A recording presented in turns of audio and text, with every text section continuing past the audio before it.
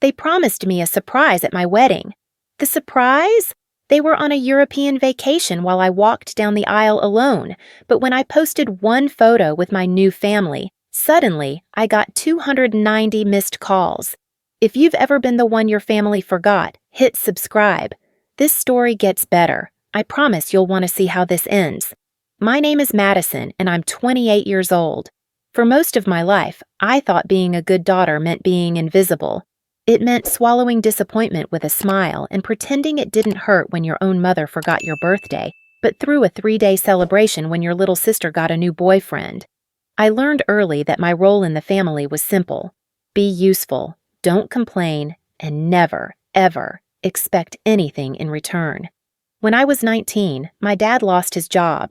The company he'd worked at for 15 years downsized, and suddenly, our comfortable middle-class life wasn't so comfortable anymore. I was halfway through my sophomore year at State, studying graphic design and actually enjoying college for the first time in my life. I remember the phone call. Mom's voice was tight, controlled. "Madison, honey, we need to talk about next semester." I knew what was coming before she said it. "We can't afford tuition for both you and Riley right now. And Riley's still in high school. She needs to focus on getting into a good school. You understand, right? You've always been so mature about these things." Mature. That was the word they used when they meant compliant. So I withdrew from State. I told myself it was temporary, just a gap year to help out. I got a job at a coffee shop during the day and started waitressing at night. Between both jobs, I was pulling 60-hour weeks, coming home exhausted and handing most of my paycheck to Mom to help with bills. Riley, meanwhile, got into a private high school. Expensive, prestigious. Mom was so proud. "This is going to open so many doors for her," Mom said, practically glowing. "Madison, you should see the alumni network. She's going to have so many opportunities." I smiled and said I was happy for her, and I was. Riley was my little sister. I wanted good things for her. But late at night, alone in my room, I wondered if anyone noticed that I'd given up my opportunities so she could have hers. The answer, I eventually realized, was no. They didn't notice. Or maybe they did and just didn't care. That gap year turned into 2 years, then 3. By the time I had enough saved to think about going back to school, Riley was applying to colleges. Out-of-state colleges, expensive ones. "Madison, I know this is asking a lot," Dad said one Sunday over dinner. "But Riley got into Northwestern. It's her dream school." I looked at the acceptance letter Riley was waving around. Her face lit up with pure joy, and I felt something inside me crack just a little bit more. "How much do you need?" I asked. Mom reached across the table and squeezed my hand. "You're such a good sister. Riley's so lucky to have you." Riley didn't even look up from her phone. I never did go back to college. Instead, I picked up a third freelance gig doing graphic design work on nights and weekends. I was 23, living at home, working myself to exhaustion so my sister could have the college experience I'd given up. And here's the thing. I didn't resent her for it, not really. Riley was smart, talented, funny. She deserved good things. What I resented was the way Mom and Riley became this inseparable unit, this little club I was never invited to join. They'd go shopping together every Saturday, have brunch dates, share inside jokes I never understood. When Riley came home from school on breaks, the house felt alive in a way it never did when it was just me. I was the family workhorse, reliable, useful, forgotten. That's where I was when I met Daniel. It was a random Tuesday night at the restaurant where I waited tables. He came in alone, sat at the bar, ordered a burger and a beer. We got to talking during a slow period, and he made me laugh, really laugh, for the first time in months. He asked for my number. I gave it to him, half expecting him to never call. He called the next day. Daniel was different from anyone I'd ever dated. He was steady, kind, and he actually listened when I talked. He had a good job as an architect, a close-knit family, and he treated me like I mattered, like I was someone worth showing up for. We dated for 2 years before he proposed. It wasn't fancy, just the two of us on a hiking trail we loved, the sun setting over the mountains. He got down on one knee and said, Madison, you're the person I want to show up for every single day for the rest of my life. I ugly cried, said yes immediately. When I told my family, I expected, I don't know, something, excitement, joy, at least a hug. Mom was loading the dishwasher when I showed her the ring. She glanced at it, said, "That's nice, honey," and went back to scrubbing a pot. Riley was on the couch, scrolling through Instagram. She looked up long enough to say, "Congrats, I guess," then went back to her phone. That was it. 2 weeks later, Riley mentioned in passing that she was dating someone new, a guy named Jake she'd met at a coffee shop near campus. Mom literally shrieked with excitement, grabbed Riley's hands, demanded to see pictures. They spent the next 3 hours analyzing Jake's Instagram, planning a family dinner so they could meet him, talking about what Riley should wear. I sat at the kitchen table with my laptop, working on a client project, invisible as always. But I told myself it was fine. I was used to it. And Daniel's family had been so welcoming, so genuinely excited about the engagement.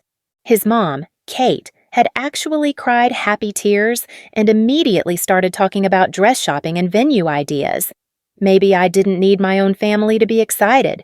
Maybe Daniel's family could be enough. Planning the wedding was a solitary experience. I put together a Pinterest board, researched venues, taste-tested cakes. All of it with Kate and Daniel's sister Emma. My own mother attended exactly one planning session, spent the entire time on her phone, and left early because she and Riley had nail appointments. But here's where things got weird. About 6 months before the wedding, Mom's attitude shifted. Suddenly, she was interested, asking questions about the budget, the guest list, the timeline. I thought maybe she was finally coming around, finally realizing this was important. "Madison, we need to talk about the wedding," she said one evening, cornering me in the kitchen. "Okay," I said, cautiously optimistic. "What's up?" "Riley and I have been discussing it, and we think we should plan a surprise for you. Something special." My heart lifted a little. "A surprise?" "Yes, but you have to trust us. Don't ask questions, don't try to figure it out. Just know that we're working on something amazing." She smiled, and for the first time in years, it felt like maybe she actually cared. "Mom, that's really sweet. Thank you." She patted my cheek. "You're my daughter.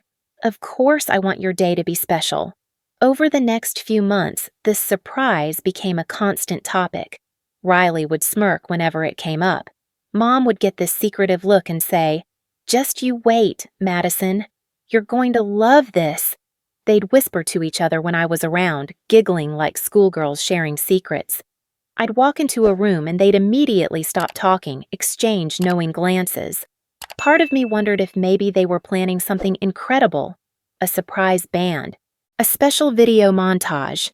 Maybe they'd secretly invited my old college friends I'd lost touch with.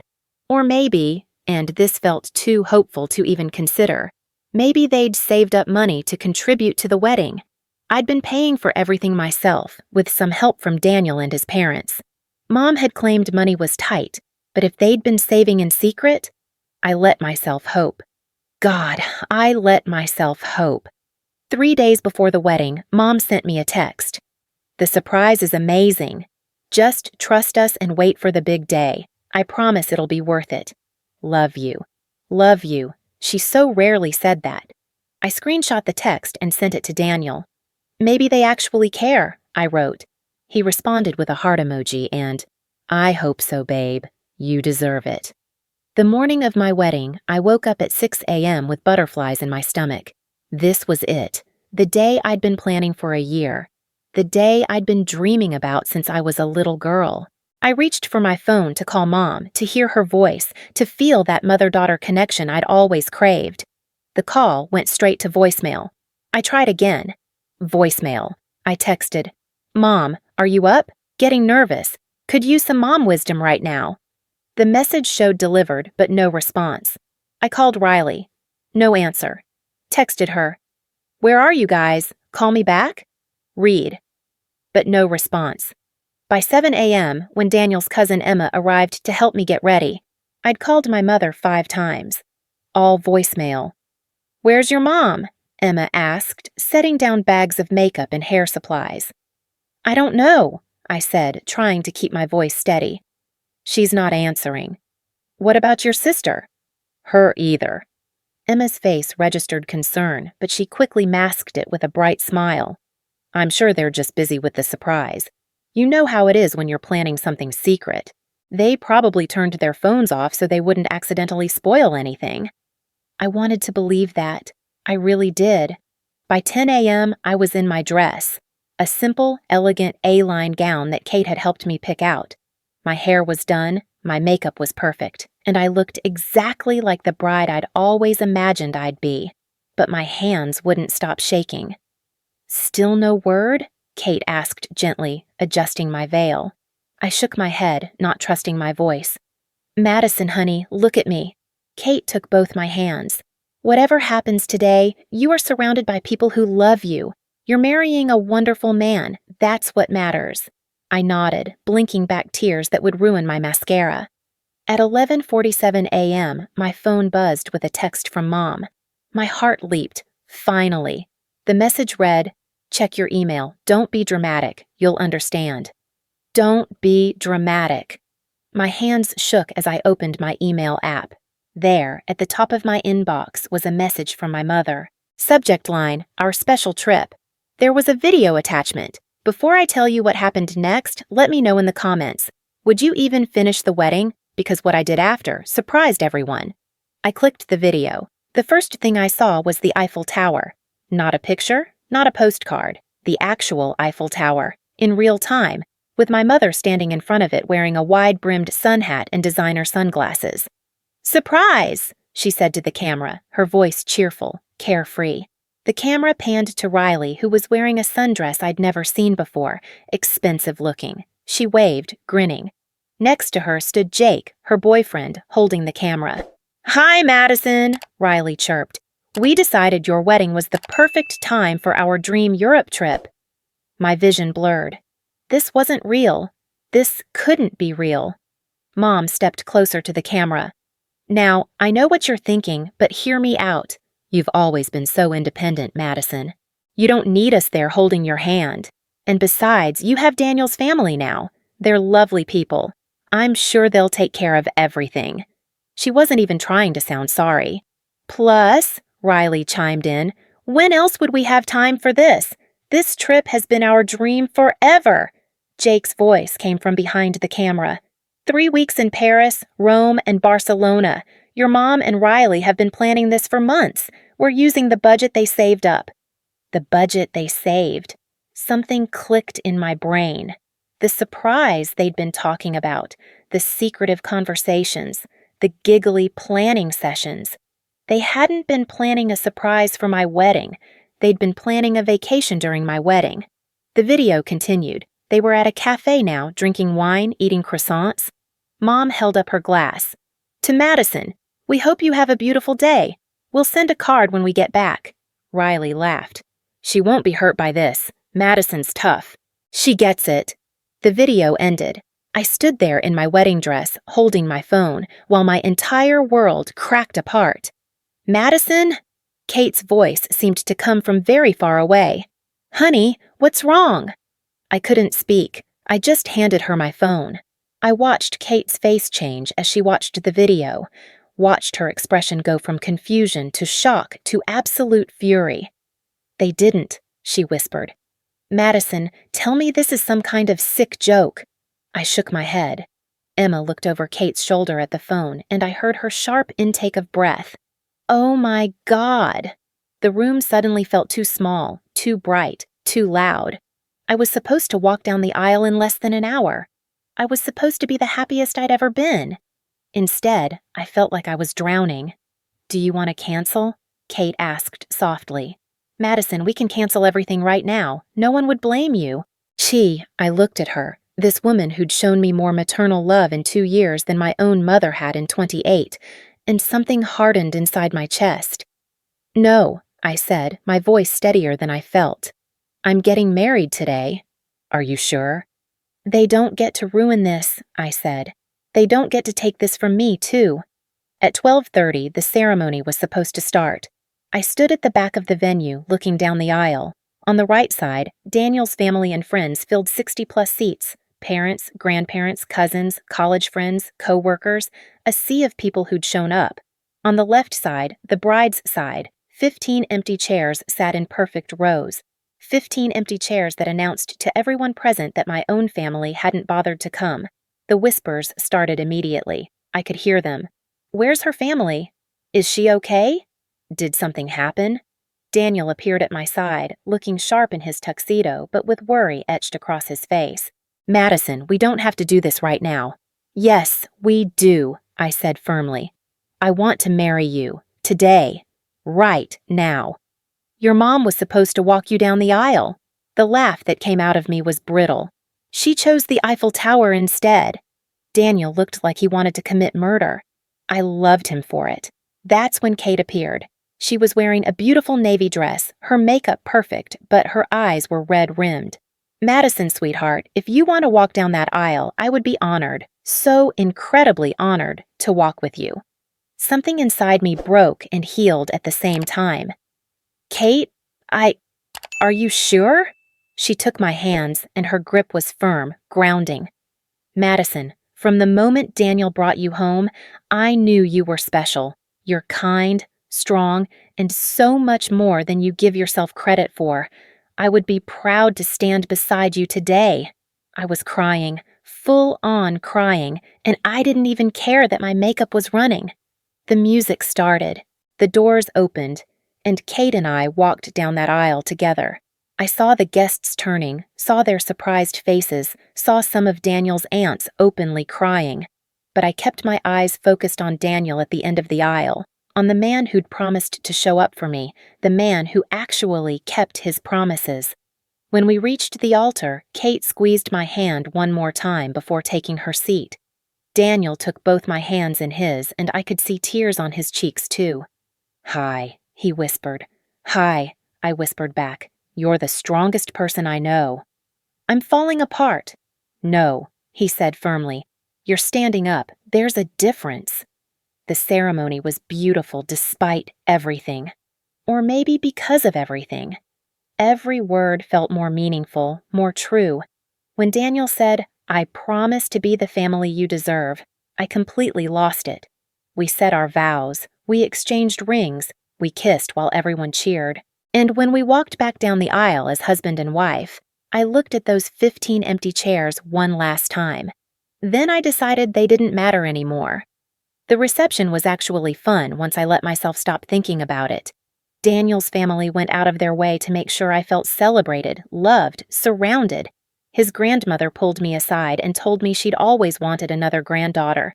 His dad gave a toast about how sometimes family isn't about blood, it's about who shows up. I danced with Daniel. I ate cake. I laughed with Emma and Kate. But in the quiet moments, I felt the absence like a physical weight. That night, in the hotel room before our flight to Hawaii the next morning, I lay in Daniel's arms and finally let myself fall apart completely. "They chose Paris over me," I sobbed. "My own mother chose vacation over my wedding." Daniel held me tighter. "I know."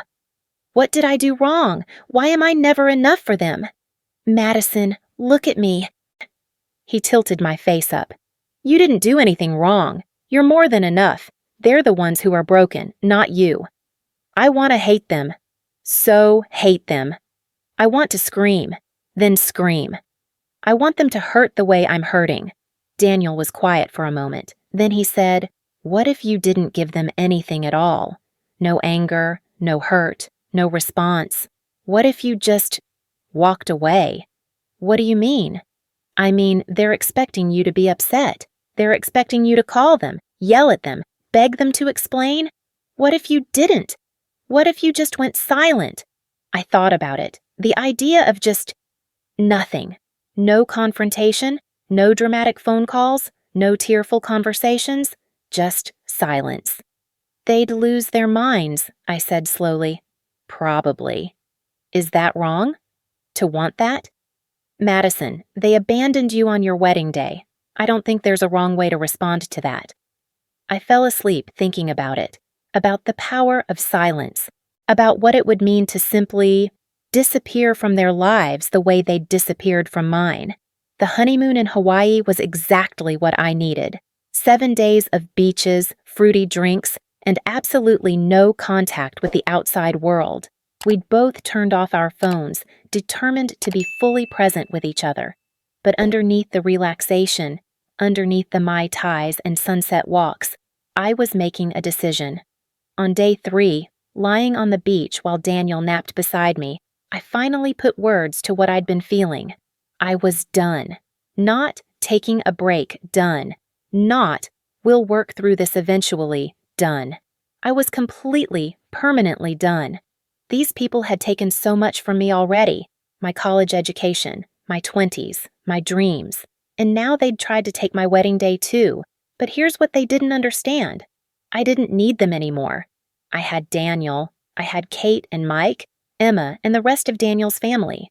I had friends, a career I'd built despite everything, a whole life that existed completely separately from them. They thought I needed them. They thought I'd always come crawling back, always be the reliable daughter who sacrificed everything. They were wrong. On day 5, I told Daniel my plan. I'm going to block them, I said, all of them. Mom, Riley, everyone. Complete no contact. Daniel sat up, studied my face. Are you sure? I've never been more sure of anything.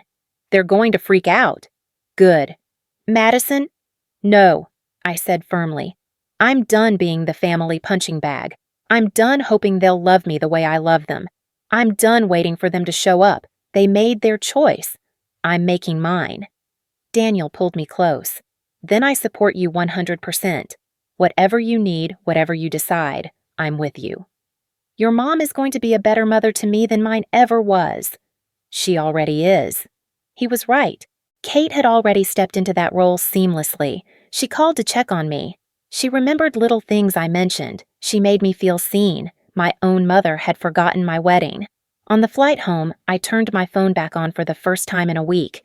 It immediately started buzzing with notifications. 17 missed calls from my mother, 23 missed calls from Riley, 46 text messages, 12 voicemails.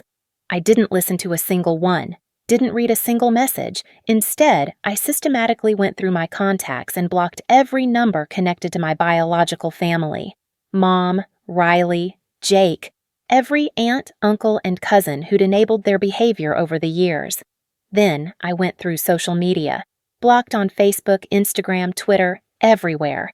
Every digital connection gone. It took less than 10 minutes to erase them from my life. Daniel watched me do it, his hand resting on my knee. How do you feel? Lighter, I said. And I meant it. The first month of married life was surprisingly peaceful.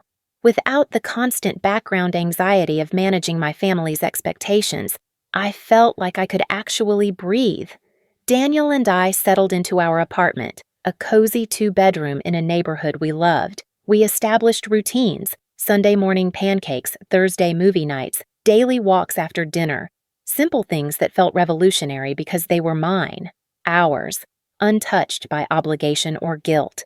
Kate called twice a week just to chat. Not to ask for anything, not to compare me to anyone, just to see how I was doing. She'd ask about my day, my work, what I'd cooked for dinner. Normal mom things that felt extraordinary because I'd never experienced them before.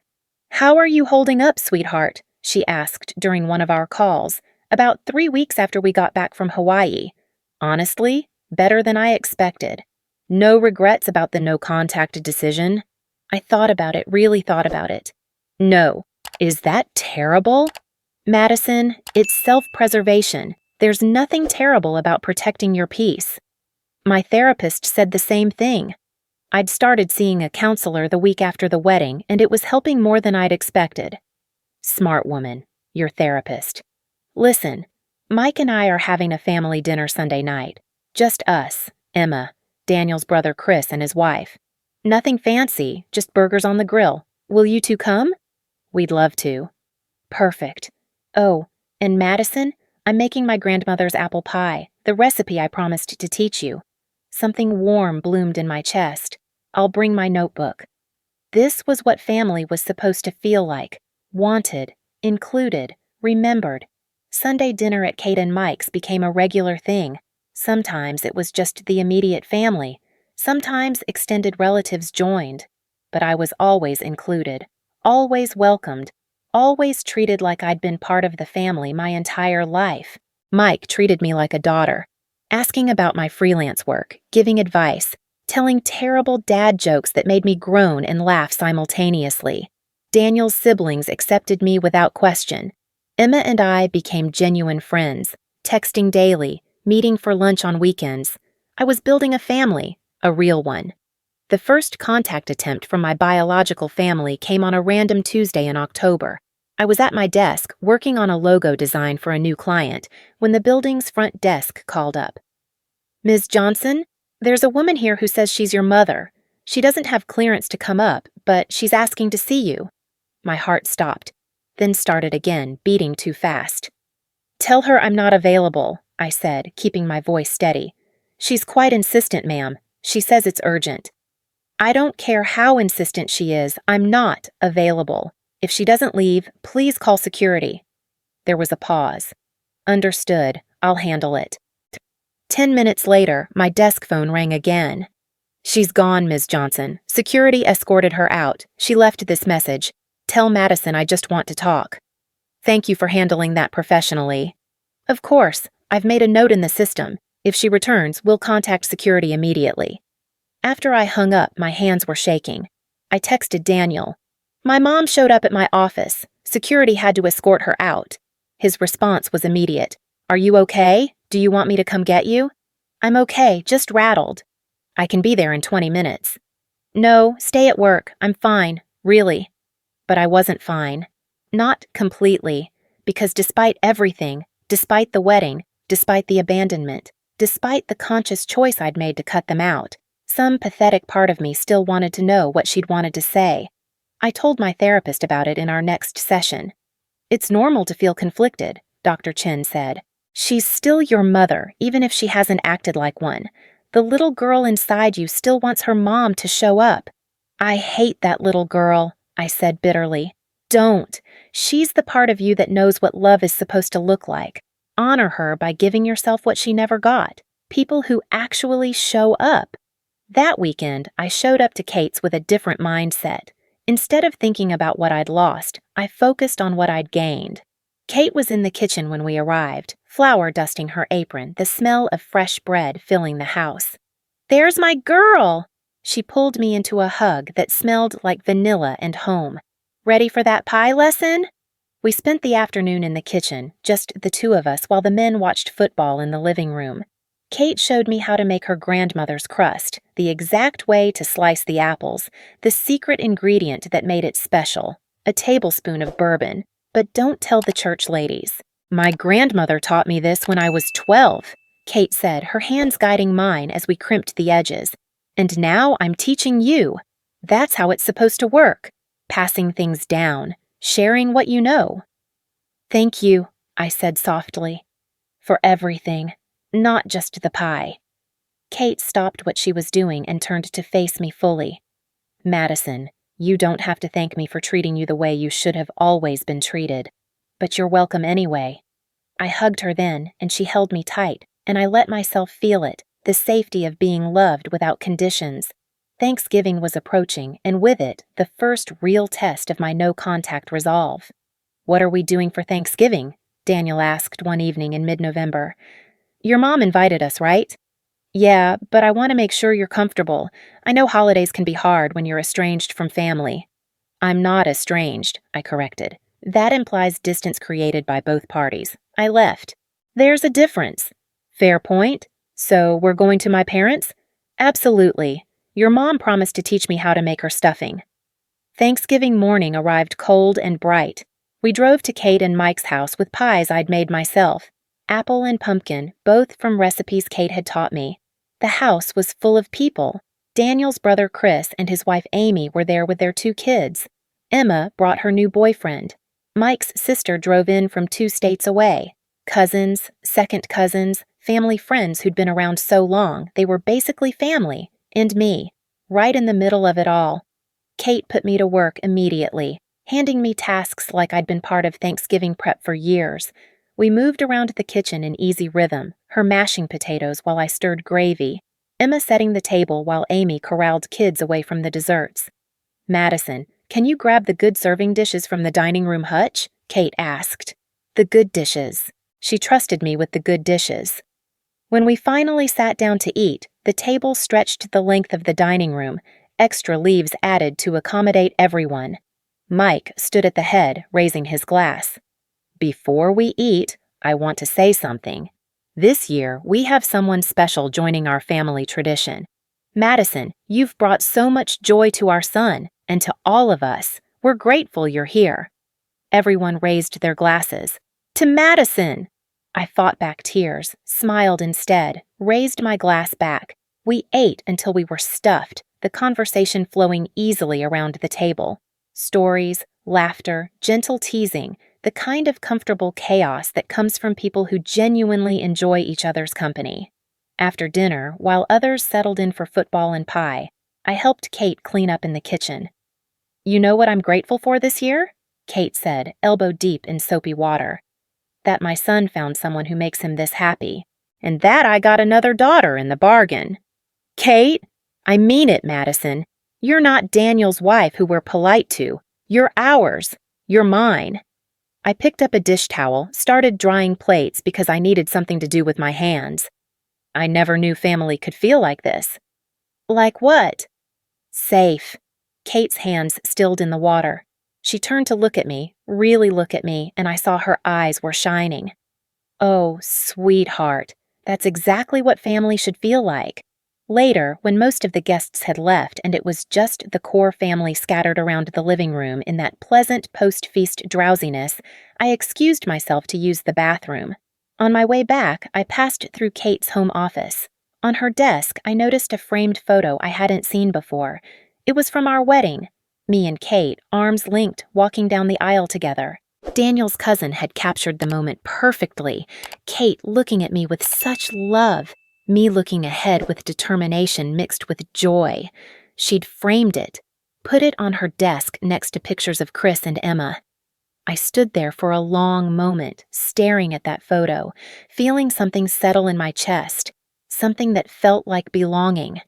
That night, lying in bed in the guest room at Kate and Mike's, they'd insisted we stay over rather than drive home full and sleepy.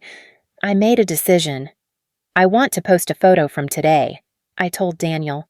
He was almost asleep, but he rolled to face me. "On Instagram?" "Yeah. Your accounts aren't private. Your family could see it." "I know." He studied my face in the dim light filtering through the curtains. "You want them to see it?" It wasn't a question, but I answered anyway. "I want to live my life. I'm tired of hiding my happiness because it might upset people who don't even care about me." "Then post it. Post whatever you want. You don't owe them invisibility." The next morning before we left, I asked Kate if we could take a photo together. Just the two of us. "Of course. Let me fix my hair." "No, you look perfect. Come here." We stood in her kitchen, the morning sun streaming through the windows, and Emma took the photo. Kate had her arm around me, both of us smiling genuine, unforced smiles. I looked happy. Actually happy. Before I tell you what happened next, let me know in the comments. Would you post this photo knowing what might happen? Because what came next changed everything. In the car on the way home, I edited the photo. Nothing fancy, just a simple filter to brighten the colors. Then I wrote a caption. "Grateful for the family who chose to show up our first Thanksgiving as a wife, Stow blessed." My finger hovered over the post button for a solid minute. "You don't have to," Daniel said quietly. "I want to." I pressed post. For the first hour, nothing unusual happened. Emma liked it immediately, commented with heart emojis. Daniel's cousins from the day before liked it, left sweet comments. Kate must have figured out Instagram because she left a comment too. "Love you, daughter of my heart." I went about my Sunday afternoon. Laundry, meal prep for the week, catching up on a client project. Checked my phone periodically and saw the likes climbing. Apparently, my post was resonating with people. Then, around 6 p.m., I noticed something odd. My phone showed a missed call, then another, then 3 more in rapid succession, all from numbers I didn't recognize. Then my notifications started going crazy. The Instagram post had jumped from 100 likes to 500 in the span of 20 minutes. Someone had tagged someone in the comments, someone named Linda, who I vaguely recognized as a friend of my mother's from church. Linda had commented, "Isn't this Tom's daughter?" Then someone else. "Wait, is this Madison? From the neighborhood?" My stomach dropped.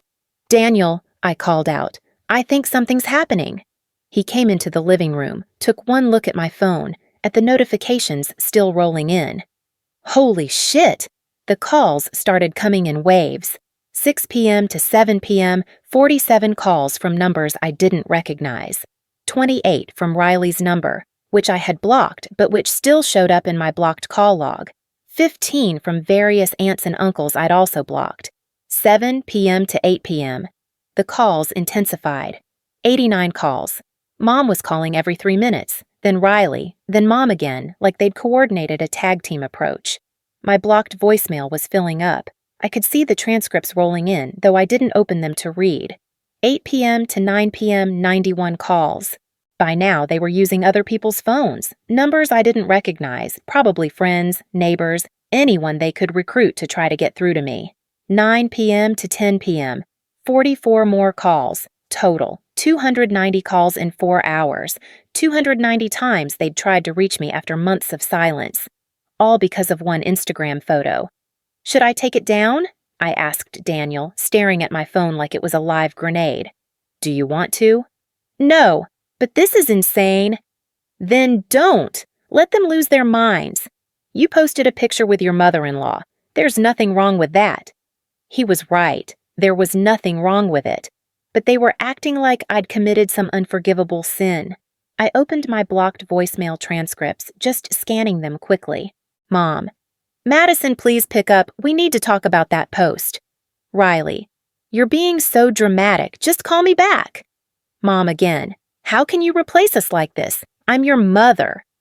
Riley: "People are asking questions. You're embarrassing us." Embarrassing them. They'd abandoned me on my wedding day, but I was embarrassing them. I started laughing, not because it was funny, but because it was so absurd I didn't know what else to do. "What?" Daniel asked, concerned. "They're embarrassed," I managed between laughs that might have been edging toward hysteria. "I'm embarrassing them." Daniel took my phone gently from my hands. "Okay, we're turning this off for the night. Come on." He powered down my phone, then his own. We made tea, curled up on the couch, and watched a mindless sitcom until my hands stopped shaking. But sleep was hard to come by that night. I kept thinking about those 290 calls, the desperation behind them, not desperation to apologize. Not desperation because they missed me. Desperation because I dared to be happy without them. 290 calls in one night. Want to know what I did? I'll tell you. But first, guess in the comments what you would do. The answer was nothing. I did absolutely nothing. Monday morning, I turned my phone back on, saw another 63 missed calls from overnight and that morning, and systematically deleted every notification without reading them. Then I went to work. Kate called around lunchtime. "I saw your notifications blowing up last night," she said. "Are you okay?" Honestly, I feel weirdly calm. "Good. That's good. Do you want to talk about it?" "Not really. I just want to move forward." "Then that's what we'll do. Mike and I are here if you need us." "I know. Thank you." Over the next few weeks, the calls slowly decreased. From 290 that first night to 100 the next day, then 50, then 20, tapering off to just a handful per day. But they didn't stop completely. Week 3 after the post, my mom showed up at my workplace again. This time, I'd warned security in advance. They had her escorted off the property before she even made it to the lobby. Week 4, Riley somehow got my new work email address and sent me a 40-page letter. 40 pages about how hurt they were, how I was tearing the family apart, how selfish I was being. I marked it as spam without reading past the first paragraph. Week 5, Mom tried sending messages through a fake Facebook account she'd created. The profile picture was a generic sunset, The name was something like Jennifer Smith. Obviously fake. I blocked the account and made all my social media private except Instagram. I wanted that Thanksgiving photo visible. I wanted the world to see me happy with my real family. But here's what started happening that I didn't expect. People were noticing. Extended family members who'd been at my wedding started asking questions.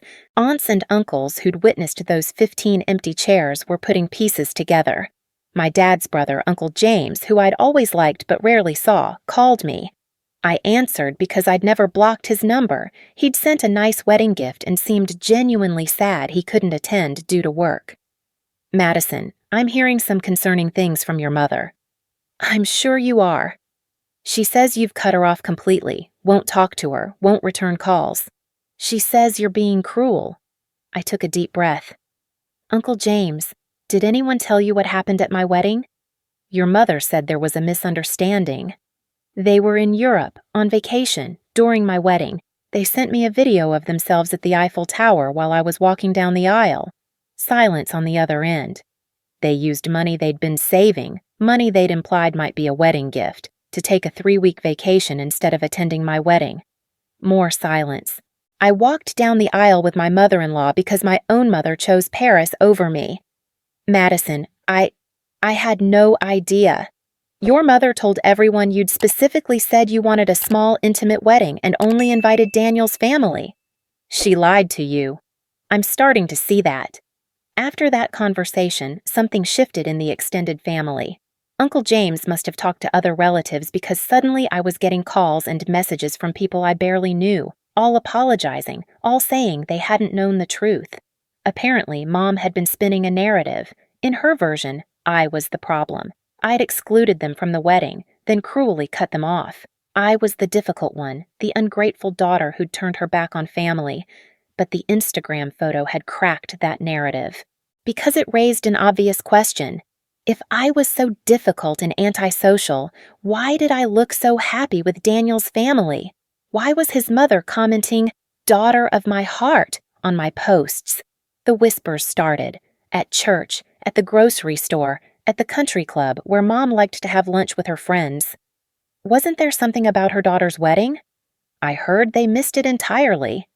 She seemed so close with her daughter-in-law's family in those photos. Mom's carefully constructed image was crumbling, and she knew it. Christmas was coming, and with it, another test. We're doing Christmas at my parents' house, Daniel said in early December. Big family gathering. My grandparents are flying in, some cousins from out of state. It's going to be chaos. Sounds perfect. You're sure you're okay with all of this? With replacing your family traditions with mine? Daniel, these aren't your family traditions anymore. They're our family traditions. Christmas morning at Kate and Mike's was exactly the kind of chaos Daniel had promised. Wrapping paper everywhere, cousins ranging from age 3 to 33, noise and laughter and the smell of Kate's famous cinnamon rolls filling the house. Mike put on a Santa hat and handed out presents. There was a small pile with my name on it.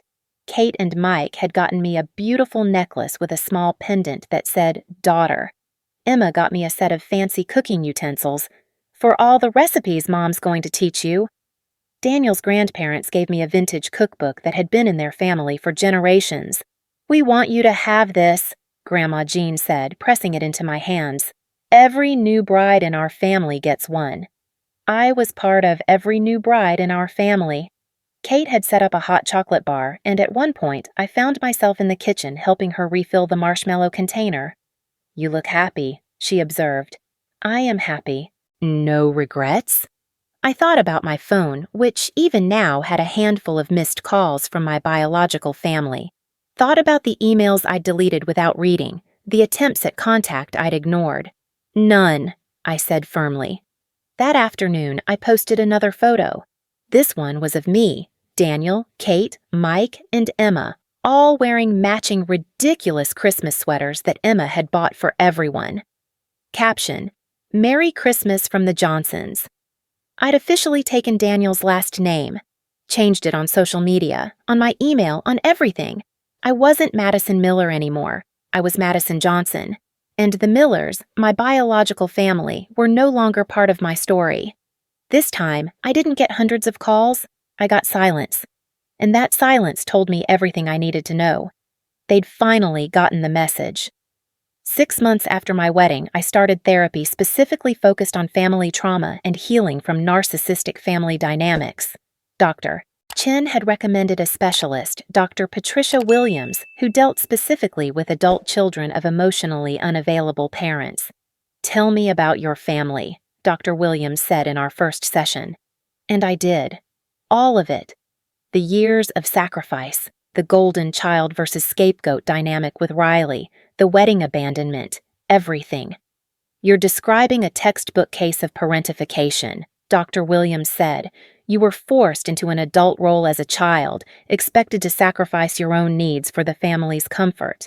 I thought I was just being a good daughter. Good daughters are allowed to have needs too. Good daughters are allowed to go to college. Good daughters are allowed to expect their mothers to show up to their weddings. They always made me feel like I was asking too much, because acknowledging your needs would have required them to actually parent you. It was easier to frame you as the problem." Over the following months, therapy helped me understand patterns I'd never consciously recognized. The way I'd learned to make myself small, undemanding. The way I'd believed love had to be earned through sacrifice. The way I'd accepted crumbs of affection as if they were full meals. "You're allowed to be angry," Dr. Williams told me in one session. "I don't feel angry," I said. "I feel free. Those can coexist." And she was right. I was free. But I was also angry. Angry for the 19-year-old who'd given up college. Angry for the 23-year-old working 3 jobs. Angry for the 28-year-old who'd walked down the aisle without her mother. I was angry, but I was also healing. By spring, my life had found a new rhythm. Work was going well. My freelance business had grown enough that I'd hired a part-time assistant.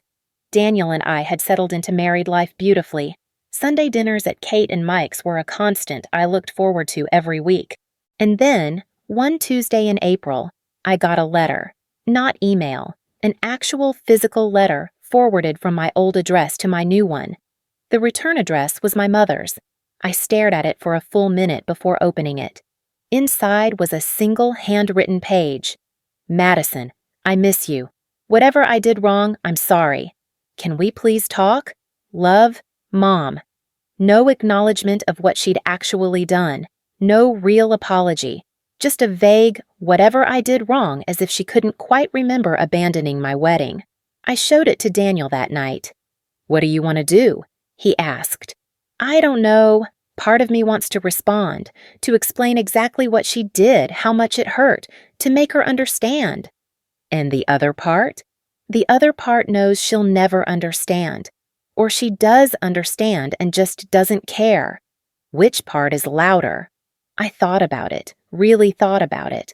The part that knows I deserve better than begging my own mother to love me.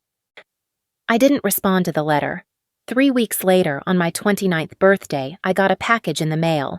Inside was a birthday card signed by both Mom and Riley, and a gift card to a restaurant I'd mentioned liking years ago.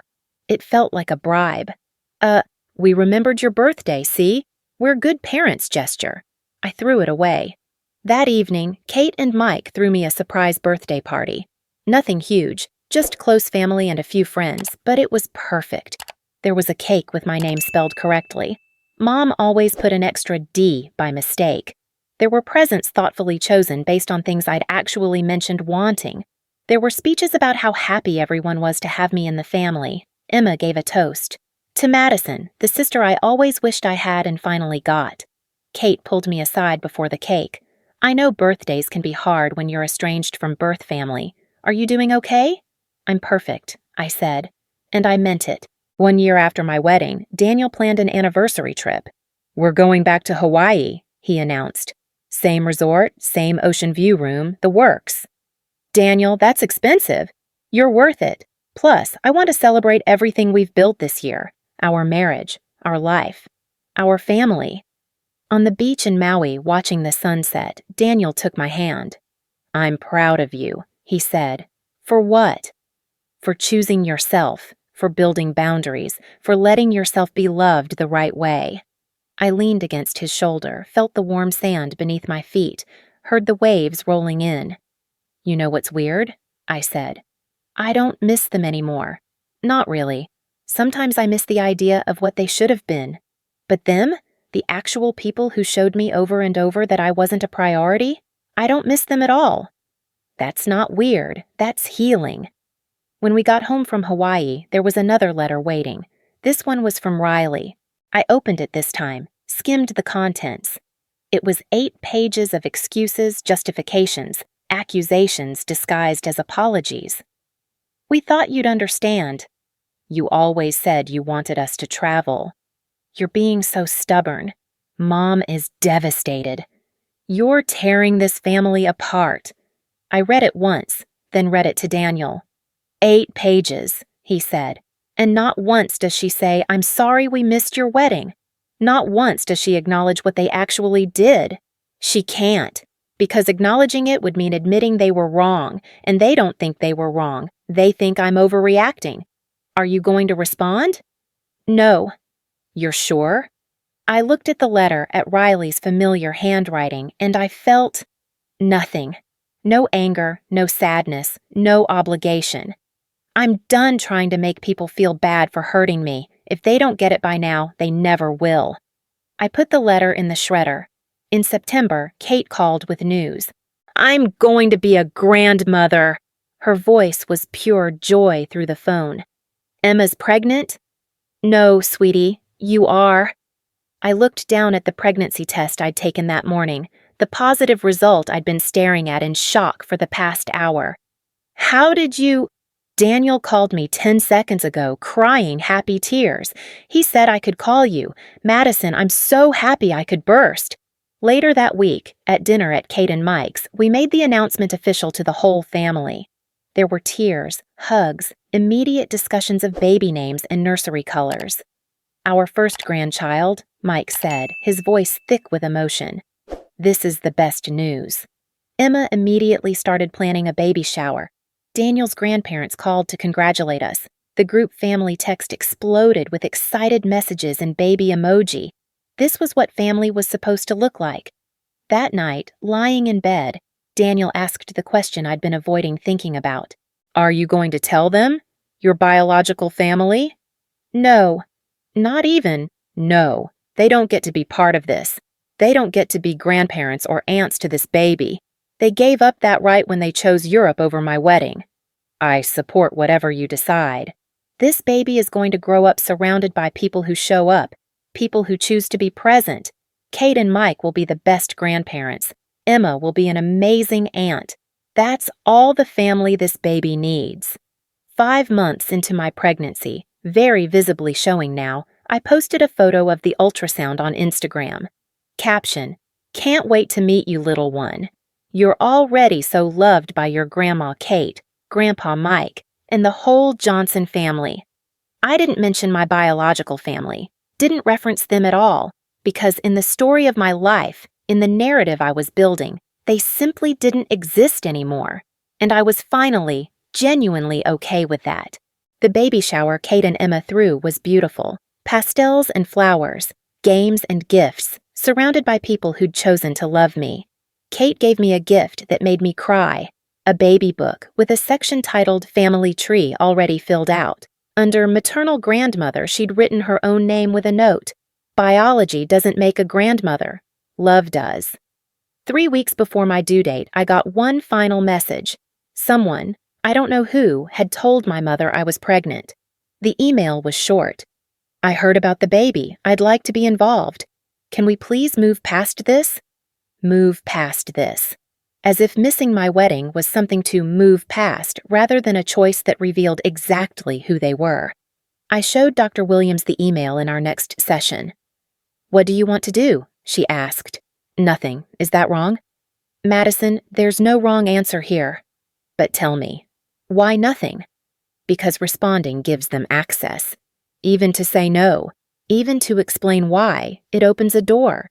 And I want that door closed, locked, sealed, shut. Then that's your answer.